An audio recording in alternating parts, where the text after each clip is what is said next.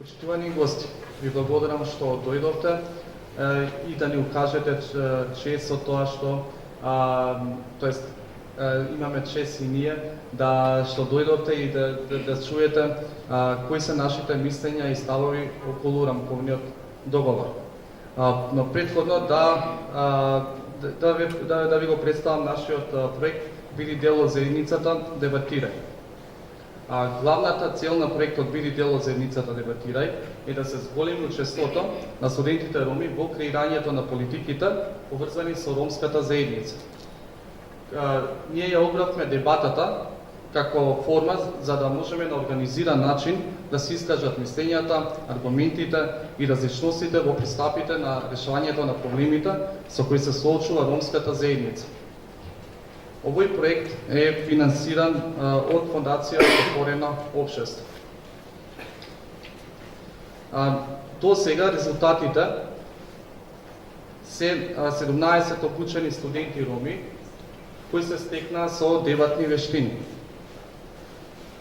Имавме процес на избирање на теми од страна на дебатерите, нормално за да можат тие да бидат подготвени и да знаат дали можат да говорат на тие теми. Откако студентите предложија теми и беа изгласани од нивна страна, тие теми ги предложивме до страна на студентската ромска заедница, од каде што им дадовме можност да избираат на која тема ќе дебатираме како што е денешнава дебата. Така што обезбедивме транспарентен процес на избирање тема за дебата.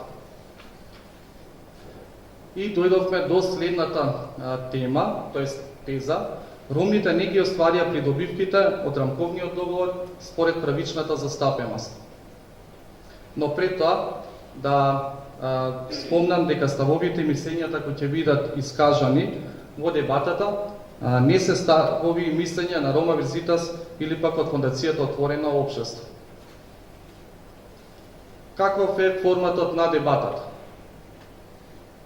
Прво ќе имаме тројца дебатери, по тројца дебатери од двата тима, кои што ги говорат, и вкупното време трајање ќе биде 30 минути. Потоа ќе имаме уште двајца дебатери од двете страни, кои што ќе дадат еден практичен предлог како може да се исполни рамковниот договор, и тоа ќе трае 5 минути вкупно од двете страни. И на крај ќе имаме прашање и препораки од публиката. Прво, афирмативниот тим ни го представуваат Ферзија Сановска, Курија Мукаиповска, Алмира Фасли и Мукамет Етем. Додека негацијскиот тим ни го представува Ајџан Маликовска, Ари Адеми, Руфа Демиров и Ченгис Мемедовски. Првиот пар кој што ќе ни ја почне дебатата се Ферзија Сановска и Ајџан Маликовска. Па така, првото прашање ќе биде до афирмативниот тим и тоа гласи: која би била најголемата придобивка за ромската заедница од рамковниот договор и колку тоа се користи? Добар ден, почитувани присутни. Јас сум Ферзија Сановска, дел од тимот со афирмативни ставови. Во врска со тезата, ромите не ги остварија придобивките од рамковниот договор според правичната застапеност. За почеток би сакала да започнам со подпишувањето и усвојувањето на рамковниот договор, кој беше подпишан на 13 август 2001 година со цел да се запазат воените действија кои заземаа се поширок размер. Договорот тогаш беше подпишан само од страните кои беа вмешани во воените конфликти и нормално е тој да биде во поголема полезност на двете страни, односно на македонската и на албанската. Спроведивме истражување за најглавниот, но и најслабиот употребуван член кој овозможува на ромската заедница да има вработување во јавната администрација. Од страна на Заводот за вработување невладините организации и извештаите за правична застапеност во институциите од Народниот правобранител, од кој беше констатирано дека вработувањето на ромите во Република Македонија до 2017, односно невработеноста кај ромската етничка заедница во Македонија изнесува 75%, што е двојно повеќе од националниот просек на вработеност. Тоа значи дека само 25% од ромите се вработени, од кои најмалку вработени роми има во Министерството за внатрешни работи и локалната самоуправа, од кои што 0,7% се вработени, додека пак музеите 0,5%, а што се однесува од страна на образованието, средните училишта имат 0,2%, високото образование има 0,3%, а додека пак основното образование има 0,6%. Што се однесува во апелационите судови, Вишето јавно обвинителство, Советот на јавни обвинители, воопшто нема ниту еден вработен ром. Од овие податоци се издвојува дека ние ромите имаме недостиг на образование, а исто така и немаме заинтересираност за можностите што ни се нудат и што се спроведени со закон. Така, ти благодарам, Перзија. Ајджан, дали вие се согласувате дека најголемата придобивка од рамковниот договор е вработувањето? Благодарам, Денис. Почитувани гости, ние како негацијски тим ја браниме тезата дека ромите ги остварија придобивките од рамковниот договор во рамките на можностите и условите кои што беа понудени во тоа време. Сепак треба да бидеме свесни дека станува збор за договор кој што е вклучен помеѓу македонската и албанската заедница во Македонија, се со цел да се спречи војниот конфликт од 2001 година. Меѓу другото, Охридскиот рамковен договор е шанса со која што се овозможува на етничките заедници во Македонија да имаат правична застапеност. Направени се измени кои што беа или се добри за ромската заедница во Македонија, колку што можеше и колку факторите и условите тоа го дозволија. Затоа, одговарајќи на вашето прашање, точно е дека најголемата бенефиција од рамковниот договор за ромите е вработувањето, главно поради тоа што тие се соочуваат со проблеми кои што произлегуваат од невработеноста во заедницата, но според говорникот од противната страна, кој што тврди дека ромите не се вработуваат во државна администрација, можам да кажам дека е тотална манипулација, затоа што според извештајот на Народниот правобранител за следење и примена начелото на соодветна правична застапеност во период од 2007 до 2017 година, можеме да видиме дека бројот на вработени роми во 2007 година изнесувал 464, односно 0,8% од вкупниот број на вработени роми во државна администрација. 10 години подоцна, односно во 2017 година, таа бројка се искачува на 1715, односно 1,3% од вкупниот број на вработени роми во државна администрација. Со ова можеме да докажеме дека бројот на вработени роми секоја наредна година се зголемува. Секако имаме предвид и за бројот на лица кои што емигрирале во некоја од европските земји, се со цел унапредување на своите приватни професионални вештини. Токму заради тоа имаме варијација во бројот на вработени секоја наредна година. Ти благодарам, Ајджан. Како што чувме, се согласувате дека најголемата придобивка за ромската заедница е вработувањето, но мало е сепак вработувањето, но и од другата страна пак толку се може, според нели колку се ограничувачки можностите и факторите за тоа. Од добра Перзија, тогаш откако чувме која е најголемата придобивка, кои се останатите придобивки кои што може да ги искористи ромската заедница? Извинете на прашањето, како контрааргумент да дадам за Најджан да се надоврзам. Јас не манипулирам со бројките во врска со вработувањето, но заборавите да кажете дека се зголемува и бројот во администрацијата, но за жал сепак нашата заедница, кај нас, во нашата заедница бавно оди вработувањето. Да се надоврзам да одговорам на прашањето.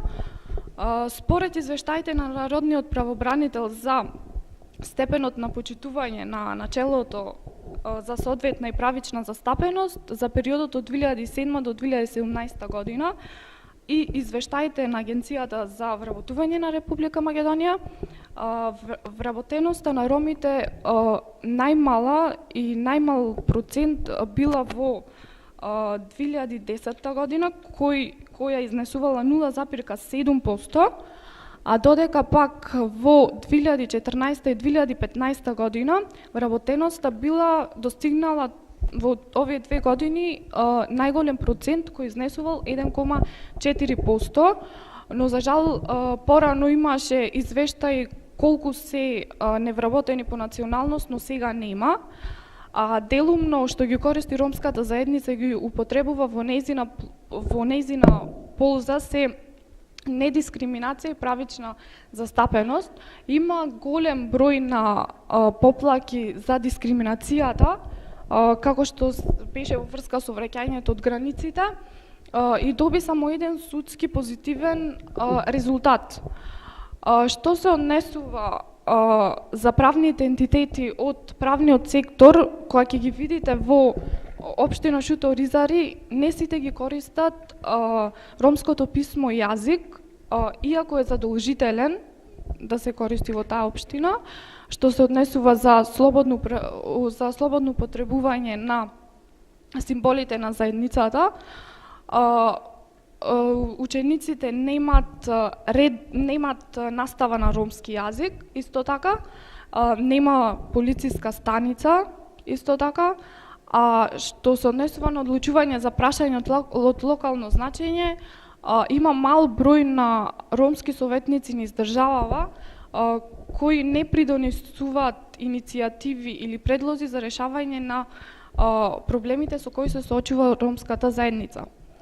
Но за жал, од овие членови ниту еден не е искористен во целост. Зошто?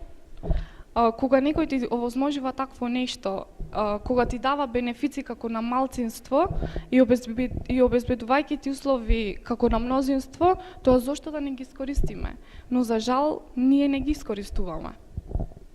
Благодарам, Миција. Ајџан, чувме дека многу нешта не се искористиле од рамковниот договор. Тогаш што се искористило од страна на ромската заедница? Имено договорот, меѓу другото, во себе содржи ставови и членови кои што се корисни за ромите во Република Македонија, како и за останатите етнички заедници. Сите знаеме дека целите на овој договор беа да се овозможи и да се обезбеди иднината на демократијата на Македонија и да се овозможи развој на поинтегрирани и поблиски односи меѓу Република Македонија и Евроатланската заедница. Овој рамковен договор го промовира мирниот и хармоничен развој на едно граѓанско општество, меѓу кои се овозможува да се почитува етничкиот идентитет и интересите на сите помали етнички заедници во државата, меѓу кои и ромите.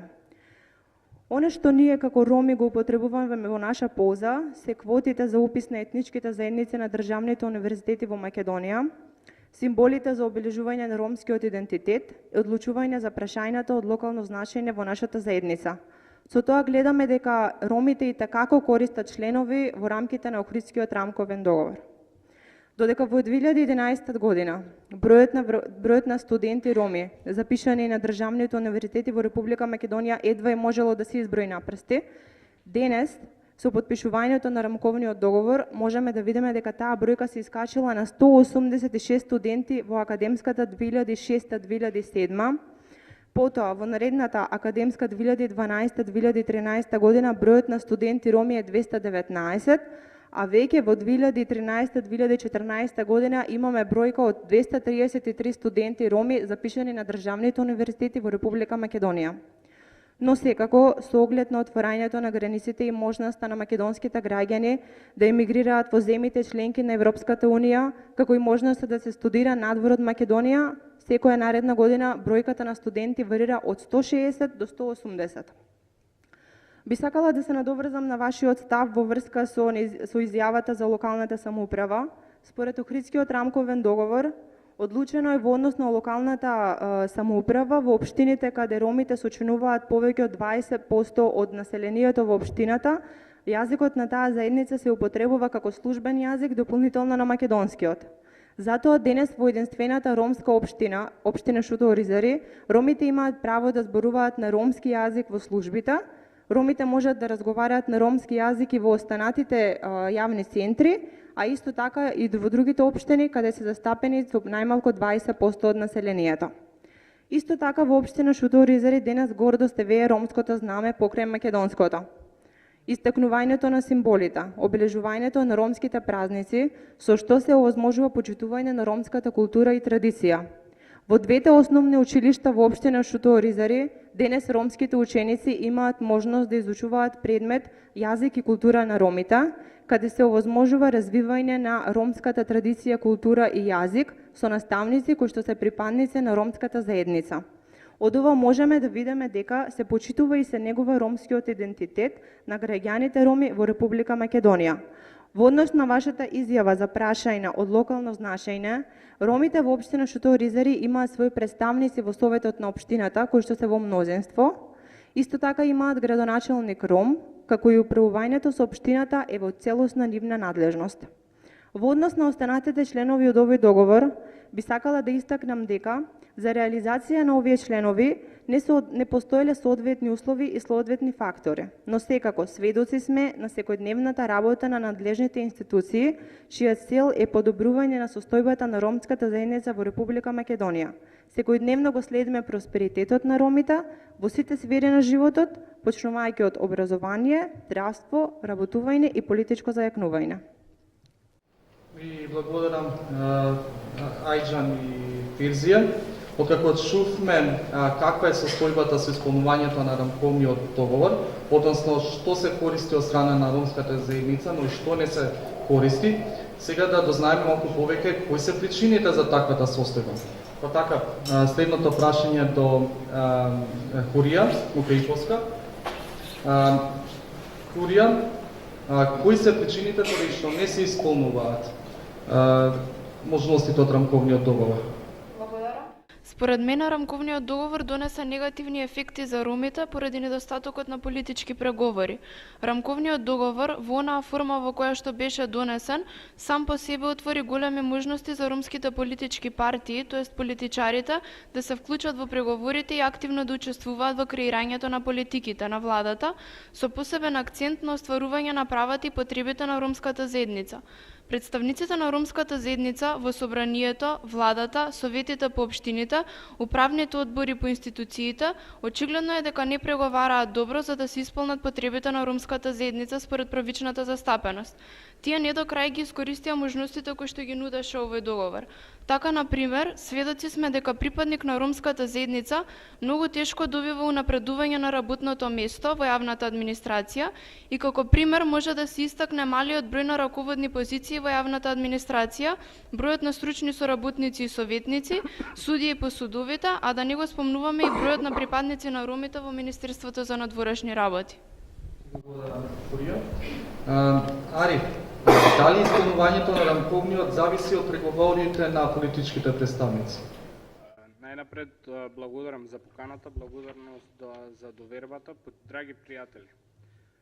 Според мене, значи, собраниските тела, односно комисиите, не се проблем, туку самите институции кои ги распишуваат огласите за вработување.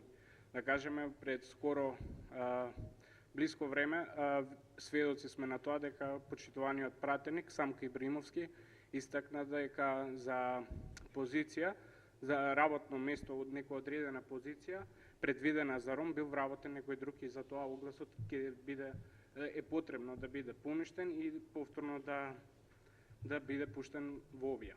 Сега, околу афирмација 1, значи, знаете, кога зборуваме дека немаме луѓе во правосудството, тоа бидејќи никогаш ромот не се обезба да стигне до правосудството. Зошто? Бидејќи за да се биде судија или јавен обвинител, треба да поминеме низа на скали на образование. Да кажеме, потребно е, нели, најнапред високо образование, магистратура, правосуден, па потоа да се запишеме на академија. Така да, фалинката во сето ова се состои од тоа дека многу малце роми имаме со положен правосуден. Но изминативе 10 години неодговорно тврдам од оваа говорница дека немаше ниту еден кандидат. И поради тоа немаме застапеност во правосудство. За да имаме таа одредена застапеност, според рамковниот договор, потребно е да имаме 16 суди за да биде исполнет тој принцип. Потоа, околу афирмација 1, тоа дека нивниот аргумент не е меродавен поради фактот дека околу пресудите, поради тоа што слободата на правото на движење уште се добива со самото тоа кога Македонија е самостојна и суверена држава. Правото на движење не спаѓа во ниту еден дел од рамковниот договор и да ја потсетам дека тезата на оваа дебата е придобивките дека ромите не ги остварија своите придобивки во однос на рамковниот договор. Пред да започнам со својот говор, тоа би сакал да го цитирам починатиот господин Арбен Џафери, кој вели вака: за таквите ситуации нема териториализација на етничкото прашање. Териториализацијата ја прави суштината во употреба на јазикот. Јазикот и власта се главните кодови што диктираат и кога почнува и кога завршува правото. За нас главниот напад се одвиваше против овие кодови. Така да што можеме да увидиме, парафразирано на сето ова, дека албанците најнапред своите права ги штитат со унапредување на јазикот, со унапредување на јазикот и воедно нивниот идентитет. Додека ромската правична застапеност е оставена и раководена од лоша политика, понатаму, доколку се сеќавате, говорев пред некоја година за начинот на кој би можеле да бидеме суди, така да не би се повторува во овој контекст. И така, ако земе во обзир дека тоа што немаме суди, дека главни виновници се лошата јавна политика и политичарите, тогаш ние тука од оваа говорница испраќаме сериозна и опасна порака, и бидејќи со самото станување на нивните сопартијци да станат суди и јавни обвинители, не добиваме суди, туку добиваме партиски војници.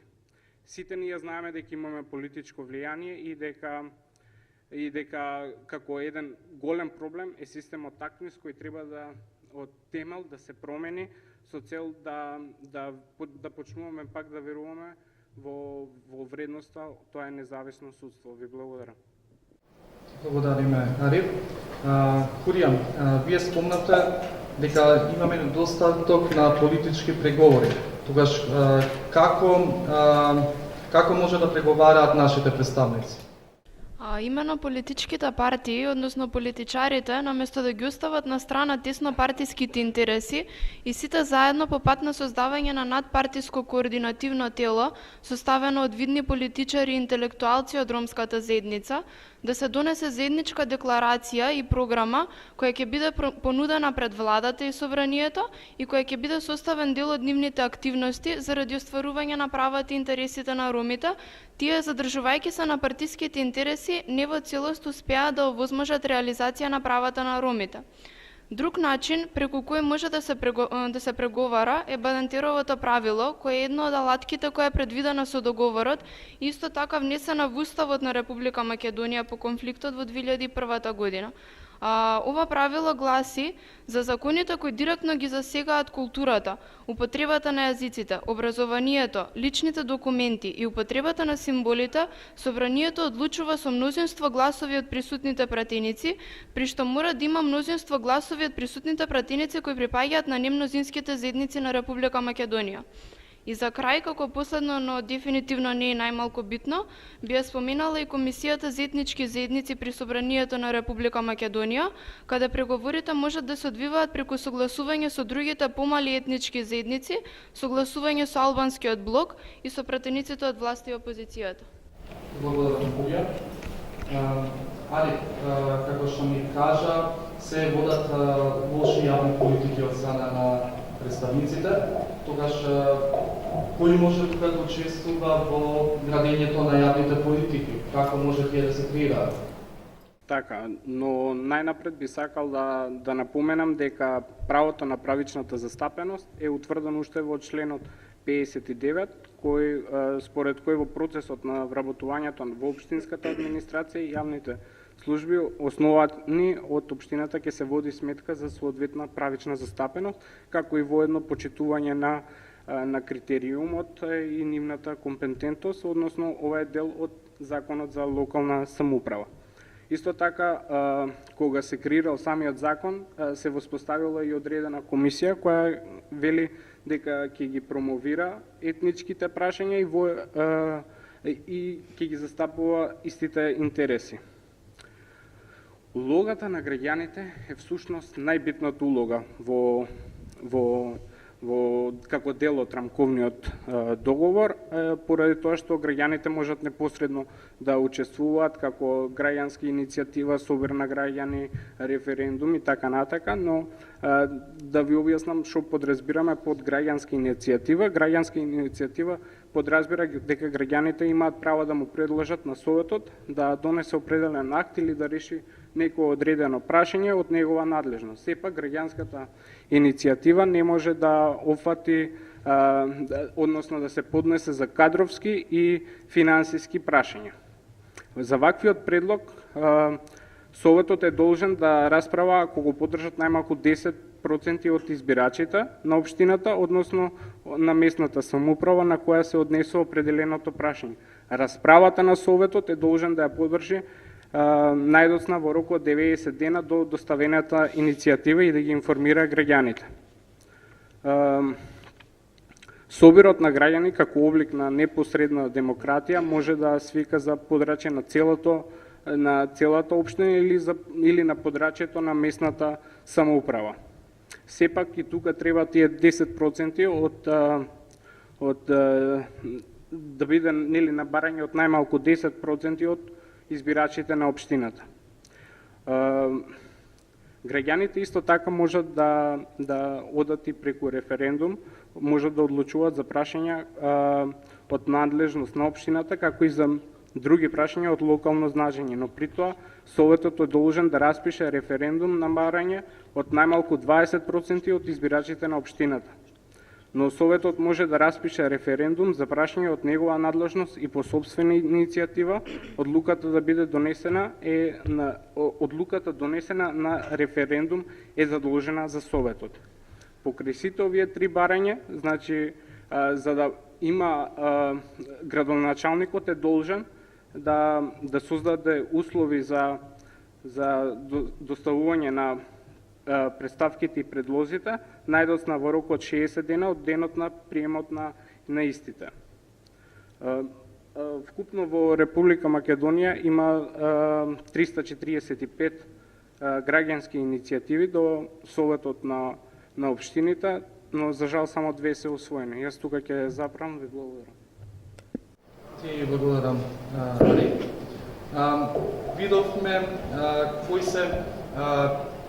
Видовме дека имаме недостаток на политички преговори, но во исто време преговорите, односно исполнувањето на рамковниот договор зависи од страна на граѓаните. Но сега пак, кои се алтернативите? Како може тука политичките представници да водат поуспешни преговори? Па така, следното прашање е до Алмира. Како можат нашите ромски представници да водат подобри преговори? Благодарам, Денис. Доколку ни се спомне рамковниот договор, ние прво помислуваме на работите кои ги учевме во основно и во средно образование. За тоа како рамковниот договор служи за заштита на сите права на етничките заедници во Република Македонија. Подоцна, ние, кога дознавме нешто повеќе за овој поим, всушност дознавме дека рамковниот договор служи за заштита на правата на албанската етничка заедница во Република Македонија. Да, рамковниот договор беше склучен помеѓу албанците и македонците да се прекинат воените конфликти настанати во 2001 година. Рамковниот договор беше склучен за да се заштитат правата на сите етнички заедници во Република Македонија, но од него албанците добија 2 универзитети на мајчин јазик, вработени во сите институции во Република Македонија. и градови што наликуваат на Албанија и Косово кога ќе одиш таму. А ромите со рамковниот договор и уставните измени добијат двајца представници во собранието, кои некако и не се релевантни за вршење на својата функција. А требале всушност да добијат двајца. А да не зборуваме воопшто за тие етнички заедници кои што се помалку од 5% и како и да не постојат. Па така постојат македонци, шиптари од кои сите се плашат и цигани на кои им треба Хитлер за да прекинат да прават цигански работи. Ама сепак, нели ние сме мултиетничка заедница? Нели ние сме демократска земја? Леле, па нам ништо не ни чини. Ти благодарам, Алмира. Руфат, како што чувме, граѓаните и политички представници немаат сила да го дотупкаат рамковниот договор, па можеме ли од други да побараме помош? Благодарам, Денис. Пред се само би сакал да се надоврзам на Алмира и да ја прашам како можеме ние ромите да се споредуваме со албанците. Колку само албанците се многу посложни од нас, помислете кога се прават пописи сите да декларираат, па дури оние кои што роднини живеат во странство ги ставаат во избирачките списоци, а ние ромите се кажуваме турци, македонци и се останато и на крај бараме права. Малку е дволично да се споредуваме со албанците. И сега во насока на политичката моќ што имаат нашите представници и граѓани, да, граѓаните немаат голема фактичка политичка моќ, што поради политичката култура, што поради авторитарните тенденции на владеачките елити, меѓутоа политичарите тоа како имаат моќ. Меѓутоа тука недостасува волја да соработуваат. И што ќе правиме во таква ситуација? Ќе им донесеме странци.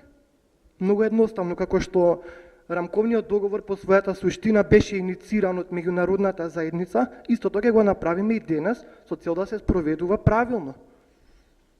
Знаете, секогаш кога има конфликти, секогаш кога има отворени прашања, па дури и вооружени конфликти, како што беше всушност конфликтот во 2001, клучната улога ја има третата страна, која ќе дојде и како независен медиатор ќе ги помири и ќе им понуди решение. Тоа се случи. Меѓутоа сега во оваа ситуација кога гледаме дека рамковниот договор не се имплементира правилно, ќе се користиме со истите мерки што ги користавме и тогаш. Бидејќи нашите политичари факт е и очигледно дека собираат политички поени на картата раздели па владе, па многу гласови се добиваат на таа етничка карта. Благодарам, Ари. Алмира, зашто видиш дека треба да се употреби гласачкиот електорат во преговорите, тогаш има ли пречки за да се употребува како што треба гласачкиот електорат и да успеат преговорите? Ти благодарам, Денис. Пред да ти одговорам на прашањето, да му кажам нешто на Руфат. Како мислиш граѓаните немаат моќ? Каде се протестите? Каде е представничката демократија? Каде е референдумот? Каде се изборите? Значи, еве земи ги за пример тие што се пред собранието секој ден, колку се толку се, нема врска што се пет. Ама главно тие ни покажува дека сепак граѓаните ја имаат моќта во своји раце, дека колку толку може да сменат нешто. Не секогаш, но понекогаш може да сменат. Да ти одговорам на прашањето, Денис. Прво да ви поставам едно прашање вас, драги присутни. Се прашувате зошто изборите во Република Македонија се прават во зима? За да не излажат со 2 метра дрва. Ако не ми успее тоа, ќе кажат, ќе ги влечеме циганите за уше. А тие не се свесни дека нив можеме да ги влечеме за нивните 2-метарски бркови. Ние ромите понекогаш не сме свесни колку можеме. Промената на изборниот модел може да се случи само доколку постои доволна политичка зрелост и разбирање на демократските вредности кај сите партии кои ги представуваат граѓаните на оваа земја. Со ваквиот модел, ромите од цела држава ќе одлучуваат кој ќе ги представува на национално ниво.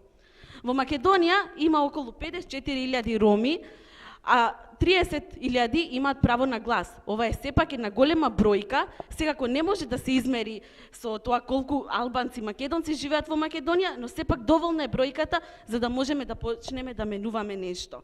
Еве, што сме свесни дека треба да почнеме да менуваме нешто, да почнеме со сознанието дека секогаш имаме барем една политичка партија која што е на власт. Да почнеме со тоа да им дадеме до знаење на другите дека нам не ни треба ниту 2 метра дрво, ниту влечење за уше. Нам ни треба работа. Да, мили мои, нам ни треба работа, исто како што им е дадена и на албанците, и на турците, и на власите, и на бошњаците, и на србите. Ама нам не ни треба работа како чистаци, туку нам ни треба работа за тоа за кое што сме квалификувани. Исто така, ние штом се свесни дека треба да почнеме да менуваме нешто, тогаш ајде да почнеме, ама да не ги земаме, ве молам за пример албанците, па ајде да направиме војна и ние. Туку ние ќе направиме нешто, ќе имаме масовни протести, ама знаете како ќе завршат? Со играње талава сред улица, ако ги викнеме Ерџан и Рамко. Да ги земеме за пример афроамериканците, кои што од луѓе без никакви права, луѓе кои што немале ништо, добиле председател кој што 2 пати имал мандат, значи Барак Обама да го земеме за пример. Како тие успеале, така и ние истото го можеме, ама не со војни, туку да го направиме тоа со образование. Ви благодарам. Ти благодарим, Омира. Ари, спомна дека можеме да побараме помош од меѓународната заедница. Како можеме тоа да го направиме? Па можеме едноставно да го следиме тој тренд кој што се случува во последната деценија, каде што наши политичари, наши представници, односно шефот на делегација на Европската Унија постојано доаѓа кај нас и има средби со секретаријатот за спроведување на рамковниот договор. Имаме многу средби со амбасадори од различни европски држави каде што се разговара за имплементацијата на рамковниот договор и за жал најголемиот број на оценки кои што се добиваат од овие делегација всушност дека Македонија недоволно добро го имплементира рамковниот договор.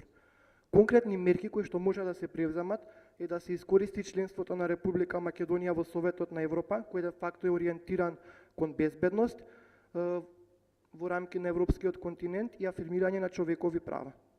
Република Македонија таму има своји представници, па тие може да интервенираат и може да остваруваат дополнителни соработки со нашите политичари. Друго, може да се искористи оваа ситуација на евроинтеграција на нашата држава и токму ова е всушност време кога над Република Македонија постоја надзор од големите европски сили. И кохезивно општество, особено човекови права на роми, е битен предуслов за членување на Република Македонија во Европска Унија. Тоа можеме и тоа како да си го искористиме во наша полза.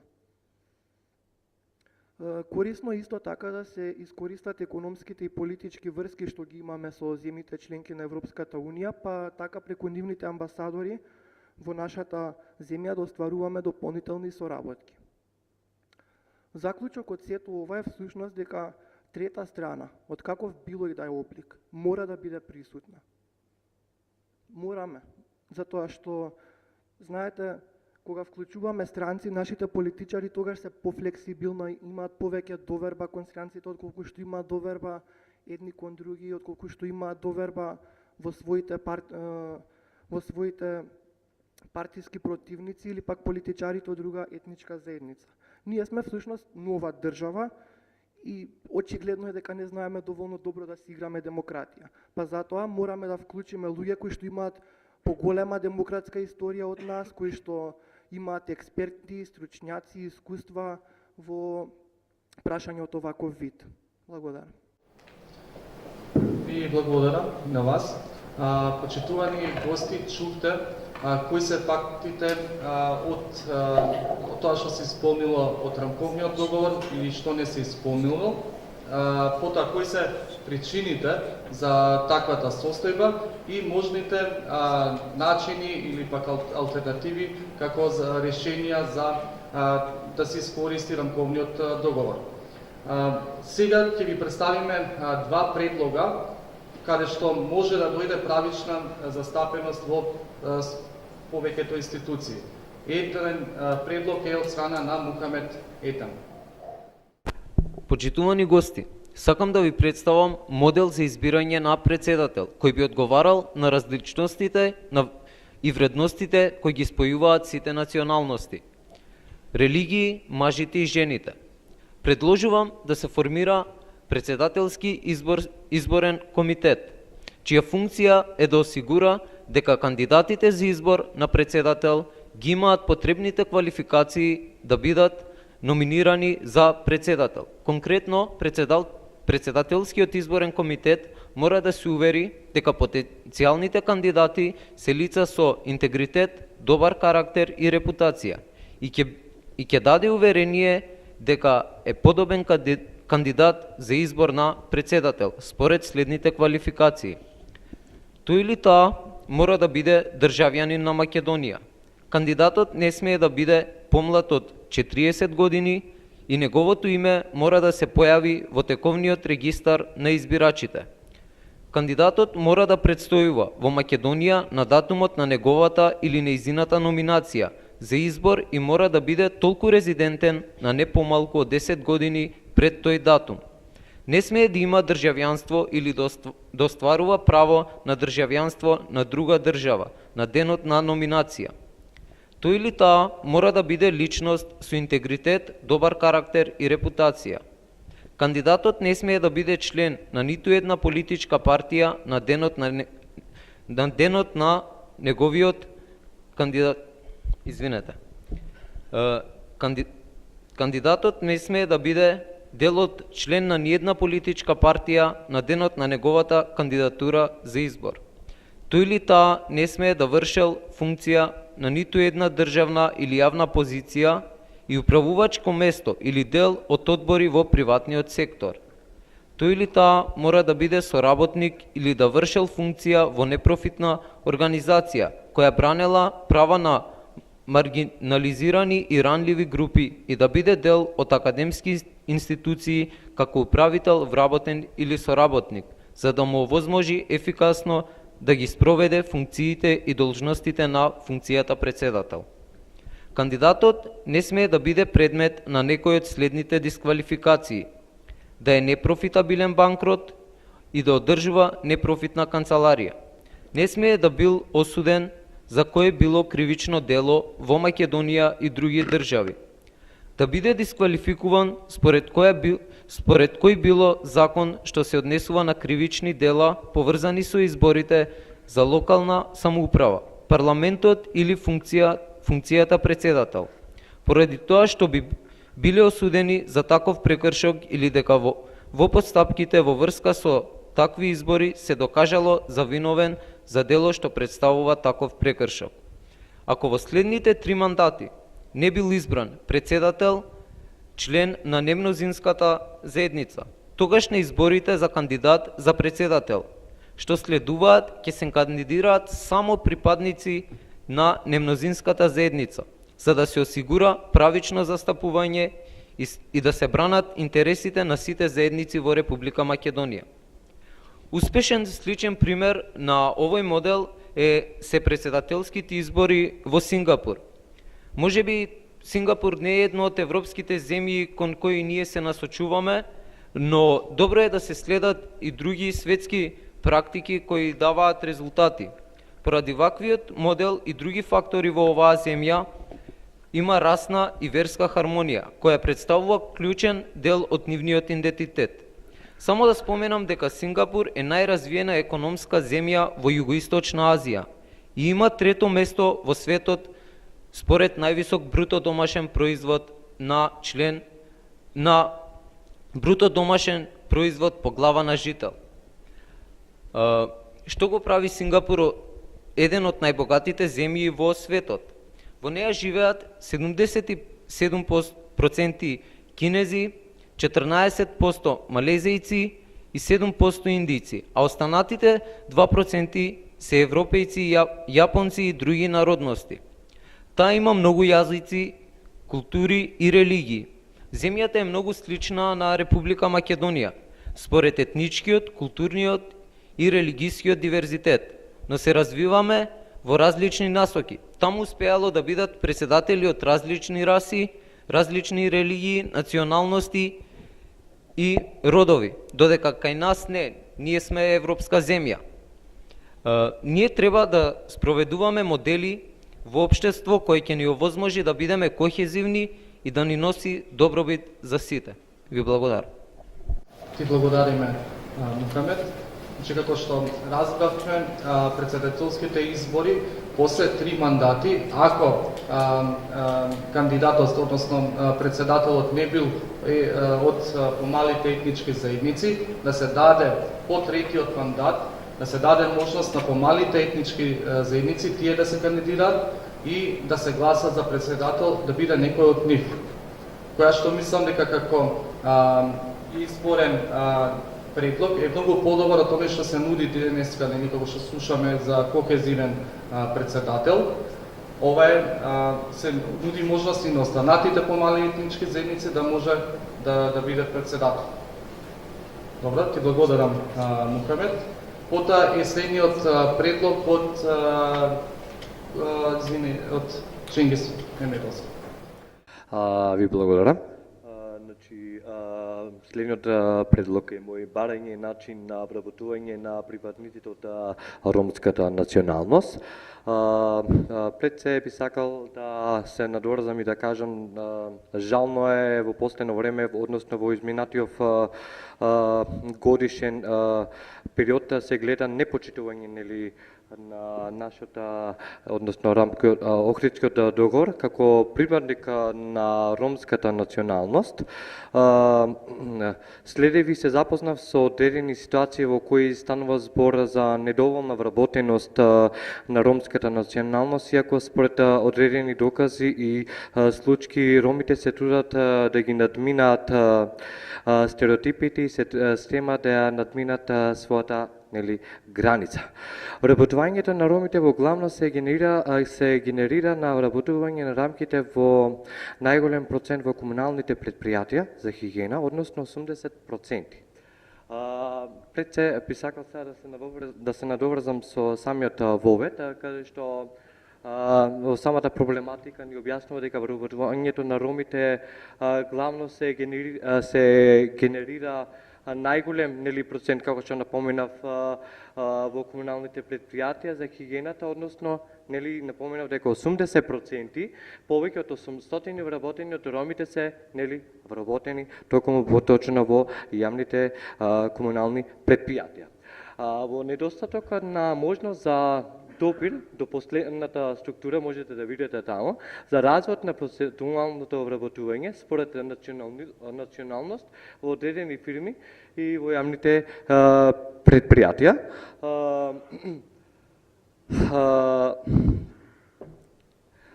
Можете да ви да со горе наведените табели сакаме исто така да ви соопштиме дека е потребно да се прегледуваат годишните планови на сите државни и јавни институции и да се види дали правилно се пресметува бројот на нови работни места за ромската етничка заедница.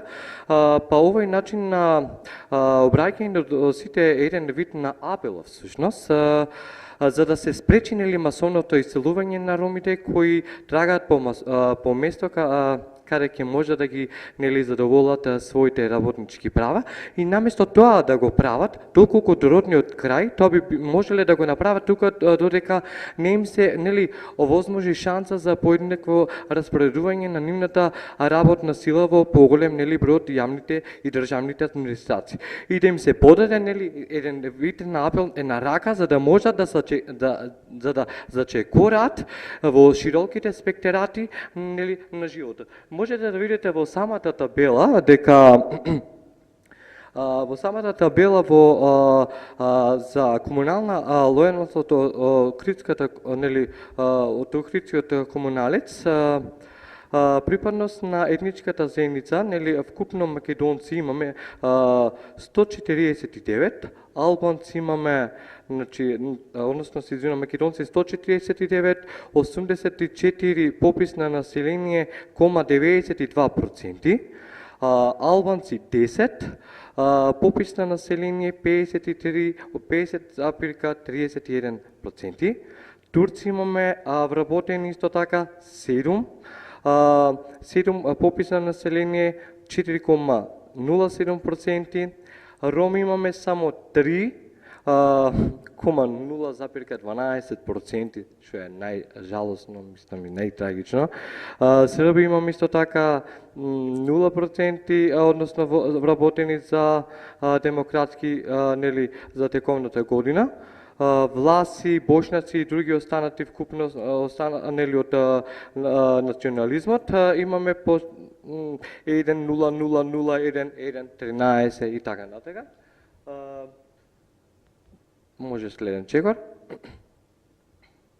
Исто така можете да видите за комуналната дејност на Охридската комунална предпријатие од Охрид, дека македонци имаме вкупно 149 планирани пензионирање на заменување во следната година имаме 1 процентуална состојба имаме 57,59%, попис на население имаме 84,92%, а расподелба на новите вработување за следната година можете да видите колку само се бројките ниски и така натака. Албанци, турци, роми, срби, власи, бошнаци и други останати национализми, можете да видите колкав е бројот на самото нивно вработување, односно и планирани, пензионирани и така натака. Жално е што немаме, односно и нашата точка цело време, поточно во нашата држава, што ромскиот народ, како што и напоменаа дел од нашите колеги, дека нашите колешка Алмира, морам да спомнам, да, точно е дека нашата држава цело време гледаат да не насочат во јавните комунални предпријатија. Точно е. Али тоа е и до, ќе се надоврзам исто така до мојот колега Руфат Демиров, што напомена, тоа е до нас. Тоа е до нас, нашата проблематика се наоѓа во нас. Толку од мене, се надам дека ќе се смена ова и ќе донесеме подобар резултат. Ви благодарам. Ти благодарам, Дженгис. Сега следуваат прашања и препораки од страна и на публиката. Ако имате нешто ги прашате дебатерите, од сето она што го изложија како факти, да.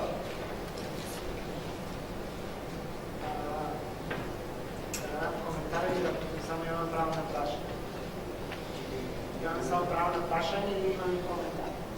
Прво праша, го потоа ќе дадеме препорака.